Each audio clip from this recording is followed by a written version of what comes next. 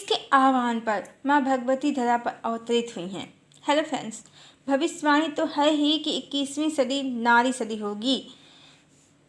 मातृशक्ति का शासन होगा धरा पर और सभी भविष्यवाणियाँ इसी समय के लिए हैं। कल्कि पुराण के अनुसार जो भगवान का अवतार बताया गया है वैसी ना तो इस समय परिस्थितियाँ हैं और ना ही समाज में दो पत्नियों का प्रचलन है। पुराण के अनुसार कुछ भी वर्तमान समय में नहीं है, पर भगवान कल्कि का अवतरण हुआ है धरा पर। ये तो सभी एस्ट्रोलॉजर मान रहे हैं, पर सब ये भी मान रहे हैं कि इस बार भगवान नहीं भगवती मुख्य प्रत्यक्ष या प्रकट भूमिका में होंगी। जिसे रावण का संहार राम ने किया था, पर कल की काली माया का नाश रमापति राम नहीं रमा स्वयं करेंगी। पर ऐसी स्थिति कैसे उत्पन्न हो गई कि संतों की महान आत्माओं की भविष्यवाणियाँ पुराणों से बिल्कुल अलग हो गई हैं। पुराण में भगवान की दो पत्नियां हैं, रमा और पद्मा, और भगवान कलयुग का नाश करेंगे, जबकि भविष्यवक्ता कह रहे हैं कि भगवान की एक ही पत्नी होंगी, आदिशक्ति, जो रमा भी हैं और पद्मा भी हैं।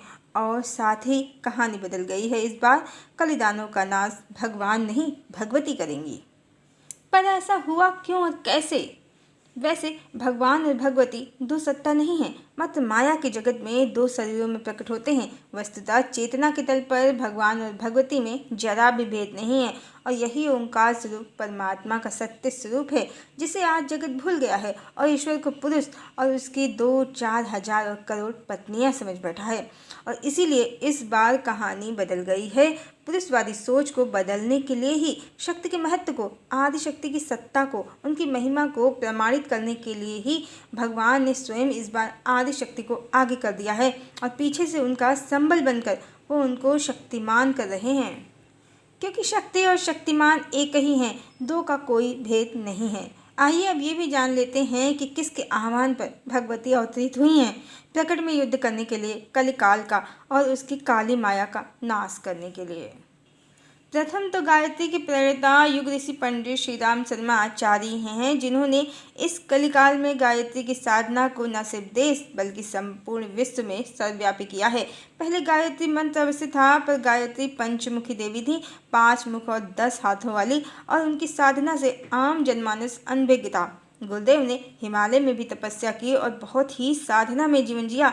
गायत्री माता की एक मुख 2 हाथों वाली छवि घर घर मंदिर मंदिर में प्रसारित की और देवी के एक हाथ में कमंडल और दूसरे हाथों में वेद को चित्रित किया। अर्थात गुरुदेव ने वेद माता गायत्री, ज्ञान की देवी का आह्वान किया। कठोर साधना में जीवन रहा उनका। उनके आह्वान पर भगवती अवतरित हो गईं, बिल्कुल वैसे ही जैसे भगीरथ ने कठोर तप करके देवी गंगा को अवतरित किया था धरती पर। बिल्कुल वैसे ही कलिकाल का नाश करने के लिए, कलिमल का नाश करने के लिए गुरुदेव ने आदिशक्ति माँ भगवती, माँ गायत्री का आह्वान करके अपनी कठोर साधना से उनको धरती पर अवतरित किया।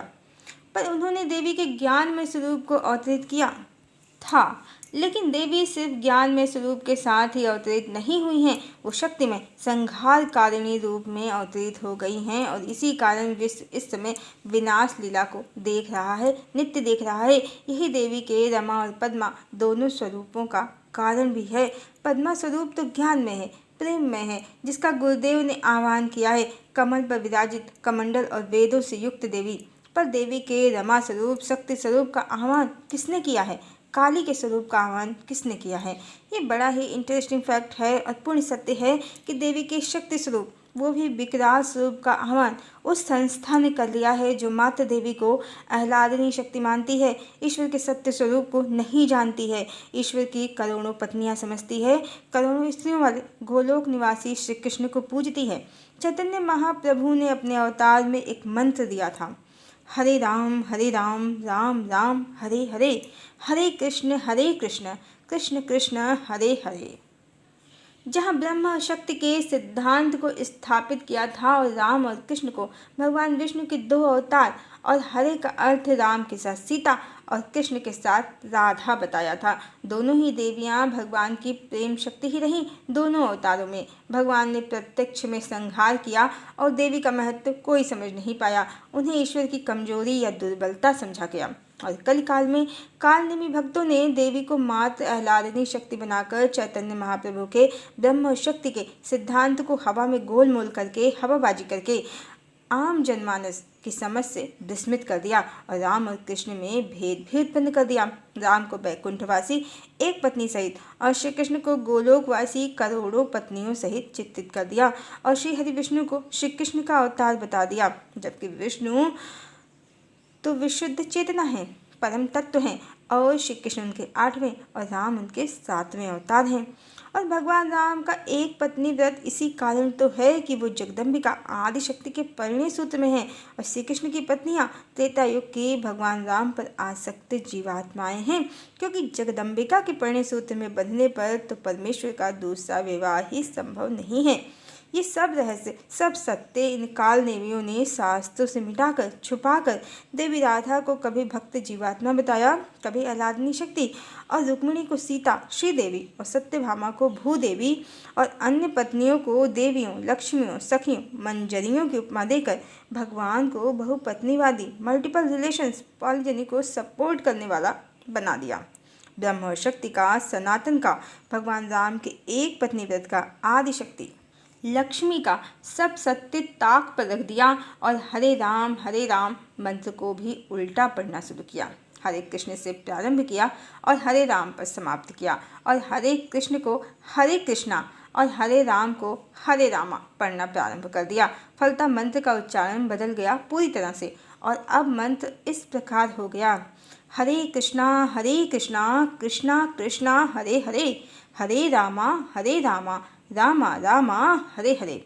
हरे का अर्थ तो पहले से ही देवी को समर्पित है, भगवान की प्रेम शक्ति देवी सीता या देवी राधा को, पर कृष्णा का अर्थ कृष्ण की शक्ति देवी काली या महाकाली होता है और रमा का अर्थ राम की शक्ति, रामा का अर्थ राम की शक्ति रमा या भगवती शक्ति स्वरूपा होता है, दुर्गा होता है। इस प्रकार इन काल नेमियों ने अनजाने में ही बार बार देवी का आह्वान कर दिया, हरे का भी आह्वान किया, काली का भी आह्वान किया, दुर्गा का भी आह्वान किया और इन्हीं के कारण भगवती दुर्गा और काली दोनों की ऊर्जा से युक्त होकर विकराल होकर भगवती अवतरित हो गई हैं। पहले दुनिया ने कोरोना की त्रासदी देखी, फिर प्राकृतिक आपदाओं की, जिसमें लीबिया, मोरक्को, हवाई द्वीप एक झटके में गायब हो गए। यहाँ वहाँ खंड प्रलय तो रोज ही हो रहे हैं और अब युद्ध की विभीषिका में विश्व जलना प्रारंभ हो गया है। इस प्रकार करोड़ों स्त्रियों वाले गोलोक की कल्पना में घूम रहे कल के अनुयायियों ने स्वयं ही माँ भगवती का आह्वान कर दिया है। कलिकाल और उसकी काली माया का नाश करने के लिए चैतन्य महाप्रभु के बनाए मंत्र में भगवती प्रेम स्वरूपा ही थी, भगवान की एक ही पत्नी थी आदि शक्ति। पर कली के अनुयायियों ने मंत्र भी तोड़ा मरोड़ा, सनातन का ब्रह्म और शक्ति का सिद्धांत भी लुप्त करना चाहा और भगवान को बहुपत्नीवादी दिखाकर परमात्मा की बिल्कुल गलत छवि बना दी। जैसा आदर्श होता है वैसा ही समाज होता है।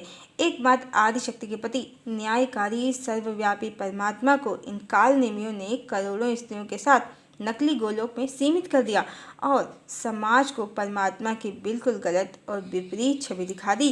पर इनकी एक गलती, मंत्र को गलत उच्चारित करने से भगवती को अपनी संपूर्ण शक्तियों के साथ अवतरित होना पड़ा है, वो भी इनके ही आह्वान पर, इनकी ही फैलाई काली माया का नाश करने के लिए।